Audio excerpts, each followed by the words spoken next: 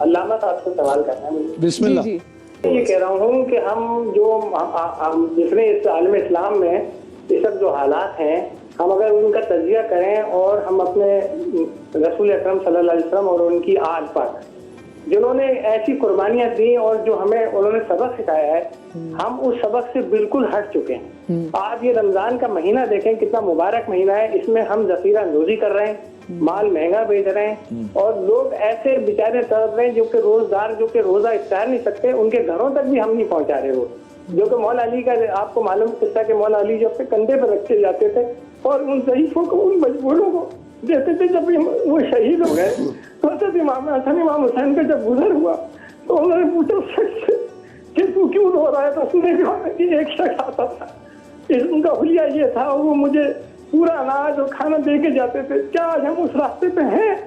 یہ بتائیے آپ، خدا را بتائیے کہ ہم لوگ کس راستے کو اپنایا ہوا ہے ہم نے. اور ہم توقع کرتے ہیں کہ امام مہدی صاحب الاسد والزمان السلام تشریف لائیں، وہ کبھی بھی نہیں لائیں گے ان حالات میں جب تک ہم اپنے آپ ایسے لوگ پیدا نہیں کریں گے جو کہ بالکل مخلص ہوں اور عالم اسلام سے واقف ہوں اور محمد و آل محمد علیہ السلام کے اصولوں پہ پکے پیروکار ہوں. آپ یقین کریں کہ میں کربلا محلہ کیا ہوں، جو میں نے وہاں حال دیکھا ہے، یقین کریں کہ وہ پیروں کو ہماری چھو رہے ہیں، وہ ہمیں وہ دے رہے ہیں، کہنا میں یہ لیجیے، آپ افطاری لیجیے، یہ لیجیے. یہ حال ہے وہاں کا.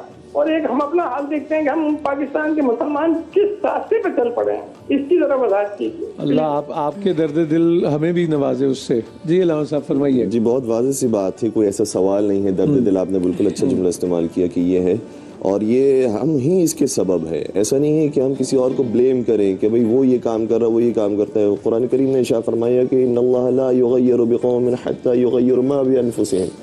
پروردگار کسی قوم کی حالت اس وقت تک نہیں بدلتا جب تک کہ وہ اپنے آپ کی حالت نہیں بدلتے. تو ہمیں فردن تبدیل ہونا پڑے گا. میرا گھر کے اندر کیا کردار ہے، میرا گھر کے باہر کیا کردار ہے، یہ ایک فردی اگر ہم طور پر درست نہیں ہوں گے، ہو سکتا ہے کہ یہ پوری قوم درست نہیں ہو سکتی. روشنی کے میناروں کا ذکر انہوں نے کیا، لیکن وہ پوچھیں ہم کس کے راستے پر چل رہے ہیں، تو ہم کس کے راستے پر چل رہے ہیں. بالکل صحیح بات کی انہوں نے. ہم نام تو لیتے ہیں، رسول خدا کا نام تو لیتے ہیں، مولا علی کا نام تو لیتے ہیں، بڑی بڑی ہستیوں کا، لیکن اگر ہمارا واقع عمل دیکھا جائے تو مجھے بہت افسوس ہوتا ہے کہ کسی اور کے راستے پر یقیناً ہم گزر رہے ہیں. اور دوسری بات یہ ہے کہ ایک مولا کائنات کا ایک اور بھی بڑا خوبصورت واقعہ ہے کہ ایک مرتبہ ایک عیسائی کو جو بہت بوڑھا ہو چکا تھا اس کو کرراتے ہوئے دیکھا اور اس کو لوگوں سے بھیک مانگتے ہوئے دیکھا کہ میری مدد کر دو، میری مدد کر دو.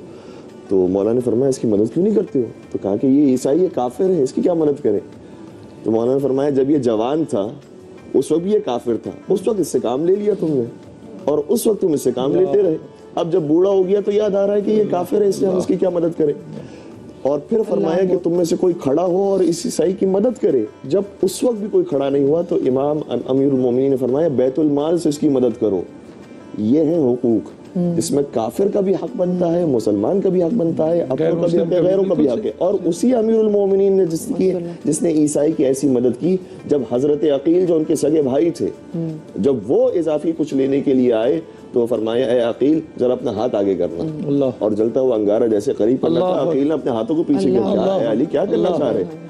کیا تم نے مجھ سے کہا ہے کہ میں تمہاری اور زیادہ اضافی مدد کر دوں تو تم مجھے آگ میں جلانے کے لیے تیار کر رہے ہو. میں تمہیں آگ میں سے ذرا قریب کر کے بتانا چاہتا ہوں کہ یہ آگ کتنی سخت ہوگی کہ جس میں تم مجھے جھونکنا چاہتے ہو. تو اگر ایسے حکمران ہو جو اتنے زیادہ عدل کا اظہار کرنے والے، سرکاری گاڑیاں، سرکاری وسائل اور سب کچھ استعمال کرتے ہوئے اس انگارے کے متعلق ضرور سوچیں. اس کی جواب دہی ہوگی تو ہم کیا جواب دیں گے.